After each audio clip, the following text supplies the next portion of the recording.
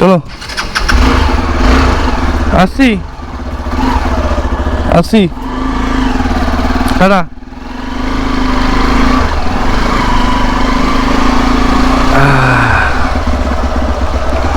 তো আমরা বাড়ির থেকে বেরিয়ে গেলাম। ভোর 3:30 বাজে, আর আমরা এখন বেরিয়ে পড়েছি ঘুরতে যাওয়ার উদ্দেশ্যে। ঘুরতে যাব কোথায়? হঠাৎ পরিকল্পিত একটা প্ল্যান হয়েছে, পূর্ব পরিকল্পিত বাট হঠাৎ প্ল্যান হয়েছে যে আমরা দীঘায় ঘুরতে যাব। আর সেই প্ল্যানটা হয়েছে কালকেই। তো আর আজকেই আমরা ভোরবেলা বেরিয়ে গেছি। তো মোটামুটি লাগেজ ফ্যাগেজ প্যাক করে গাড়ি নিয়ে বেরিয়ে গেছি। তোমরা দেখতে পাচ্ছ রাস্তায় আছি। আর এখন যেহেতু ভোরবেলা, বাইরে কোনো আলো নেই, আর গোপ্রো সেরকমভাবে কিছু ক্যাপচার করতে পারবে না, তাই জন্য সেটার কোনো ভিডিও কিছু করছি না। তো মোটামুটি যেসব মেন জায়গাগুলো দাঁড়াবো সেখানে কম বেশি ভিডিও করব, ঠিক আছে? তো দেখতে থাকো। আর এটা আমার প্রথম ব্লগ। তো সেই প্রথম ব্লগে কতটা কি ভালো কি করতে পারবো না পারবো জানি না, বাট আই উইল ট্রাই।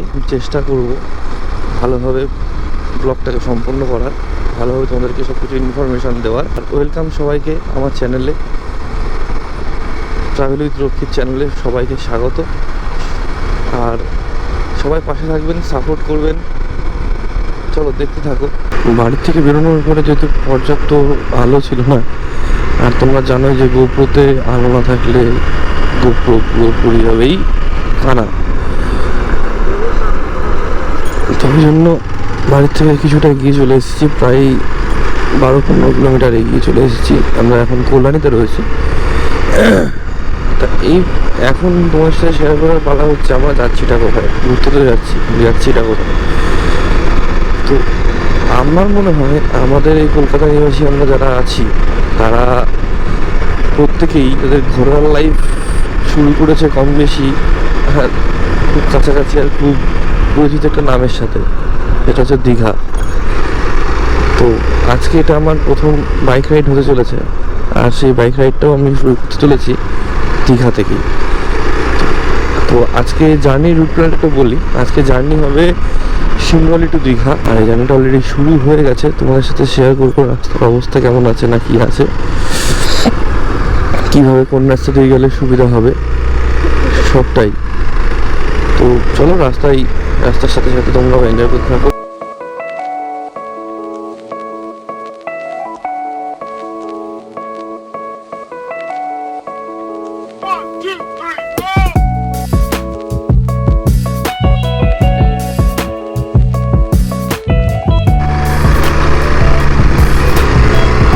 এটা কল্যাণী ঈশ্বরগুপ্ত সেতু, ব্রিজটার কাজ চলছে, বহুদিন ধরে কাজ চলছে। এখনও আমরা পুরনো ব্রিজ দিয়েই যাতায়াত করছি, তবে এই যে ওয়ার্কিংটা চলছে এটা নতুন কনস্ট্রাকশনের কাজ চলছে। এটা খুব তাড়াতাড়ি আর খুব শীঘ্রই এই রাস্তাটা ওপেন হয়ে যাবে। আর হয়ে গেলে তখন আর কোনো চিন্তা থাকবে না, কারণ এখান থেকে সব বড় বড় গাড়ি থেকে শুরু করে সব কিছু স্মুথলি যাতায়াত করতে পারবে। কারণ এই ব্রিজটার অবস্থা খুব খারাপ হয়ে গেছে, মানে পুরনো ব্রিজ, এখনও এখান থেকে যাতায়াত সব কিছু চলছে, যেহেতু বড় গাড়ি এখান থেকে উঠতে দেয় না ব্রিজের অবস্থা খারাপ বলে। তো একটা সমস্যাটা হচ্ছে আমি কতটুকু পেট্রোল ভরতে হবে এটা, আর পেছনের যে পাম্পটা ছিল সেটা বন্ধ। দেখি সামনে কোথায় পাম্প পাই, পাম্পের দরকার। অনেকক্ষণ ধরে তেল খোঁজাখুঁজির পর আজকে এখনো তেল পাওয়া গেছে। কোনো পাম্পেই তো তেল দিচ্ছিল না, কোনো পাম্পেই তো তেল পাওয়া যাচ্ছে না। সবার নাকি তেল ফুরিয়ে গেছে, তাই এখন আমি বুঝেছি এখানে তেল পাওয়া গেছে। দেখা যাক কি বলে। ডানকুনি ঢুকতে আর মোটামুটি 17-18 কিলোমিটার দূরে আছি ডানকুনি থেকে। আর তোমরা দেখতে পাচ্ছ ভোরের আলো আস্তে আস্তে ফুটছে। তা আবার লাইফ পার্টনারের সাথে একসাথে ঘুরতে বেরিয়ে অনেকদিন পর আজকে আবার ভোর হওয়া দেখছে, খুব ভালো লাগছে। ভোর হোক, তারপরে আমরা ভিডিওটা আবার কন্টিনিউ করব। বাড়ির থেকে বেরিয়েছিলাম প্রায় 3:30টার সময়, আর এখন বাজে প্রায় 4:45। প্রায় 1 ঘন্টা 20 মিনিট সময় লেগে গেছে ডানকুনি ঢুকতে। ডানকুনি ঢুকে গেছি আমরা। ডানকুনি থেকে এখন ডানকুনি টোল প্লাজার দিকে এগোচ্ছি। তো এই টোল বুথ ক্রস করবো, সামনেই টোল বুথ, কিন্তু তার নেই।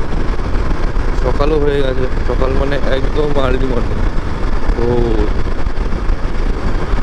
চলো আমরা এগোই। আসলে আমি আজকে বেশি এক্সাইটেড, কারণটা হচ্ছে এখন তো বাইক নিয়ে অনেকদিন পরে ট্রিপে যাচ্ছি।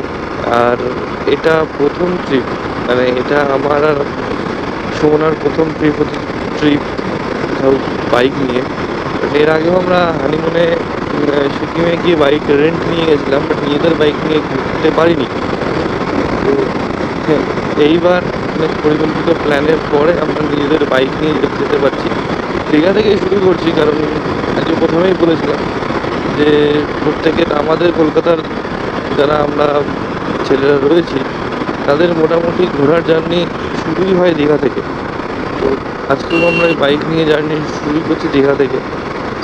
আশা করি এরপরে তোমাদের সাথে ইন্ডিয়ার বিভিন্ন প্রান্তে, ভারতবর্ষের বিভিন্ন প্রান্তে বাইক নিয়ে যাব, তার ভিডিও তোমাদের সাথে শেয়ার করতে পারবো, তোমাদেরকে ঘোরাতে পারবো নিজেদের সাথে সাথে। ভিডিও ভালো লাগলে প্লিজ লাইক করো, কমেন্ট করো, শেয়ার করো, আর সাবস্ক্রাইব করতে তো ভুলোই না। আর আমাদের সাথে দেখতে থাকো।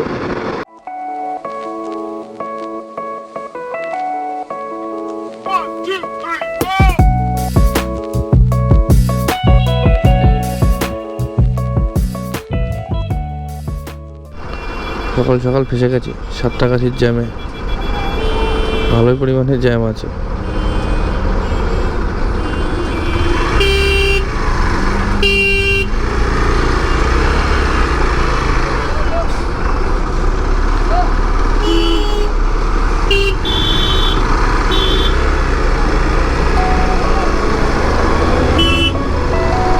জ্যাম ছেড়ে দিয়েছে।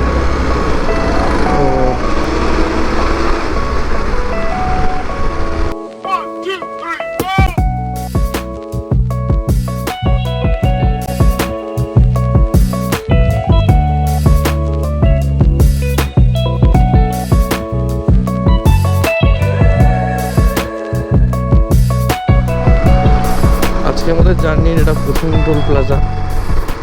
তো এই টোল প্লাজাটাকে সবাই তোমরা চেনো আশা করি, সবার খুব পরিচিত টোল প্লাজা।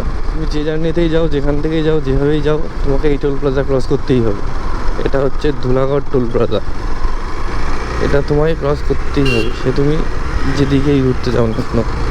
আমি নয় একটু দাঁড়াতে হবে, কারণ দাঁড়াতে হবে বলতে তৃষ্ণা পেয়েছি, চায়ের তৃষ্ণা। একটু দাঁড়াবো। বাড়ি থেকে মোটামুটি 100-120 কিলোমিটার জার্নি করে চলে এসেছি। এখন কোলাঘাটের একটু আগে দাঁড়িয়ে আছি, আর চায়ের ব্রেক নিয়েছি আমরা। কেমন লাগছে গাড়িতে বসে এতক্ষণ জার্নি করে প্রথমবারের জন্য?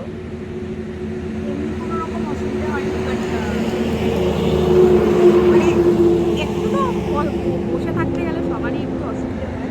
থাকতে সমস্যা হয়নি। রাস্তাঘাট কেমন ছিল?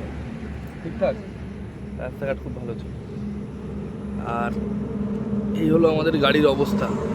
এখনো পর্যন্ত সঠিকভাবেই রয়েছে, কোথাও কোনো কাদামাটি লাগেনি, গাড়ি আছে। আর আমরা দাঁড়িয়েছি আপাতত এখানে মালতী হোটেল অ্যান্ড রেস্টুরেন্ট। আর সুমনা এখানে চায়ের ব্রেক নিতে বসে কিছু না কিছু একটা অর্ডার করে দিয়েছে। কি অর্ডার করেছো? অমলেট অর্ডার করে দিয়েছে।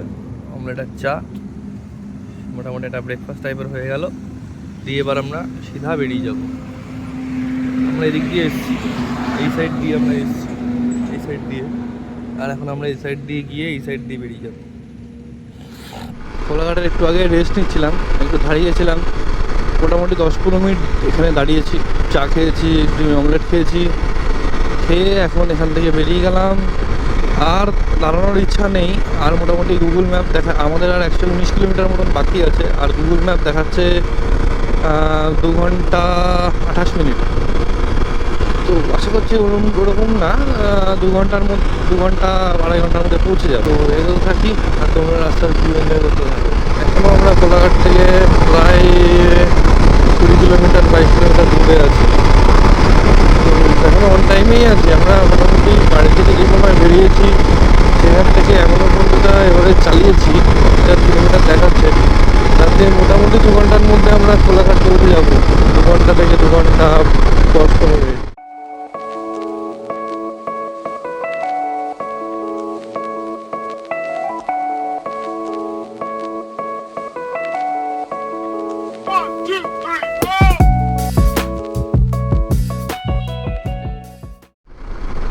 আজকে জার্নির দ্বিতীয় টোল প্লাজা।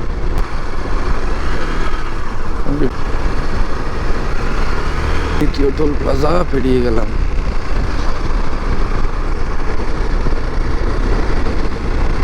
দেখেছো কি অবস্থা, প্লাস্টিকটা কিভাবে উড়ে আসলো।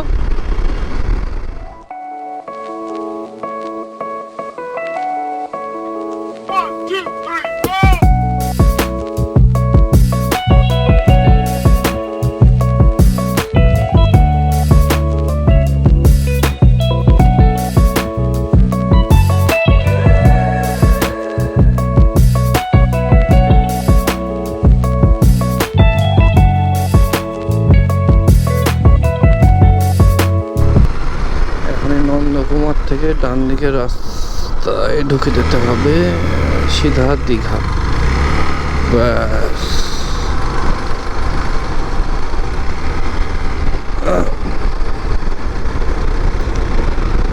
তো এখনো আমরা এই যে নন্দকুমারের বোর্ড লাগানো আছে, আমরা এখনো অন টাইমেই আছি। 6:19 নন্দকুমার ঢুকে গেছে। আর এখান থেকে বাকি আছে 86-85 কিলোমিটার মতন আমার মতে। হ্যাঁ তাই দেখাচ্ছে। 6:20, 6:25। এখানে তেলের দাম কম, 103 টাকা 48 পয়সা।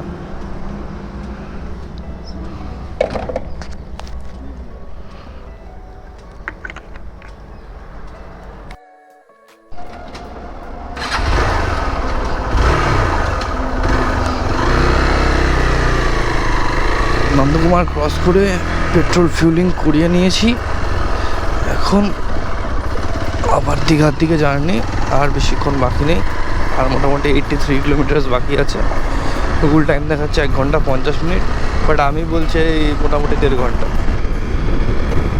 তার মধ্যে পৌঁছে যাবো আশা করা যাচ্ছে। চলো তোমরা এনজয় করতে থাকো রাস্তার সাথে সাথে।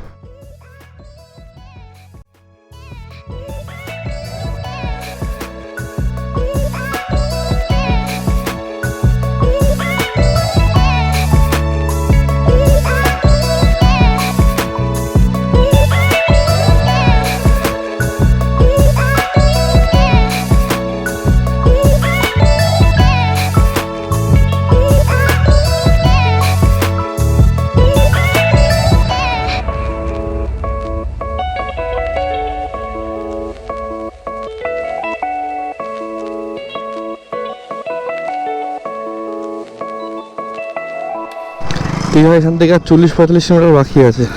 আর এখানে এই মন্দিরটা খুব জাগ্রত একটা মন্দির, তাই একটু দর্শনের জন্য ঢুকলাম। দর্শন করে এখনই বেরিয়ে যাবো এখান দিয়ে। চলো দেখবা, চলো দেখবা, চলো। মন্দির বন্ধ।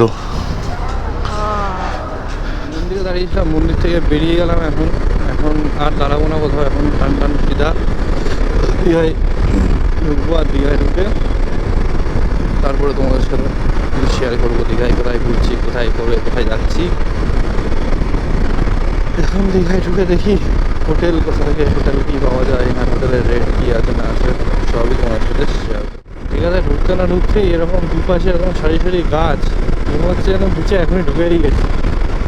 এত সুন্দর, আহা তেমন হাওয়া দিচ্ছে, খুব সুন্দর হাওয়া দিচ্ছে। আর বিশাল গাছগুলো দেখেছো, অসাধারণ লাগে। তার মধ্যে এবার একটা রাস্তা,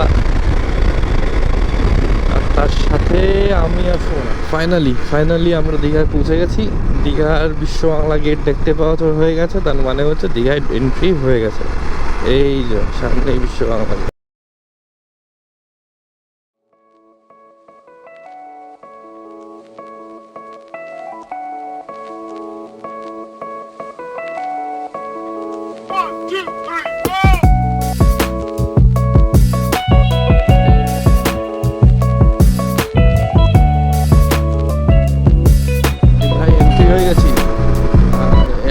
ওল্ড দীঘায় ঢুকছি। এই হচ্ছে ওল্ড দীঘার মেন জায়গা।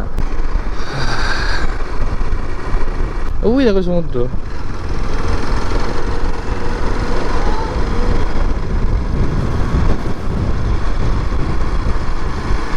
বিশ্ব বাংলা পার্ক, ও পার্কিং। এই হলো দীঘা। Coast in.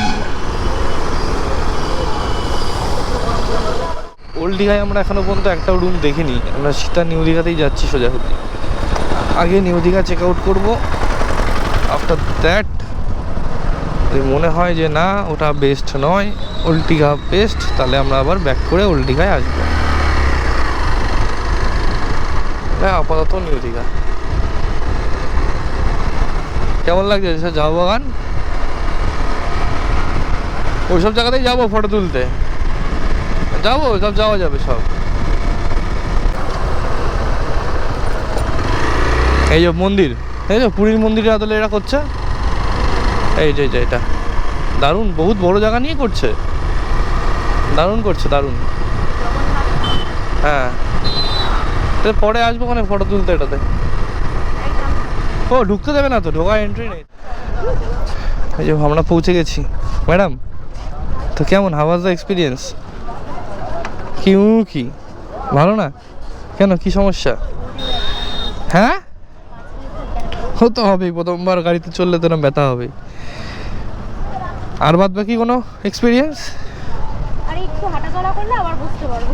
হ্যাঁ, তো সেটা তো হবেই, এতক্ষণ একটা না বসে আসতে হচ্ছে না। তো চলো তোমাদেরকে একটু সমুদ্রের ভিউ দেখিয়ে নিয়ে আসি, নিউ দীঘা বিচ ভিউ। আরে না রে বাবা, ব্যাগ খুলবে তারপর নেবে।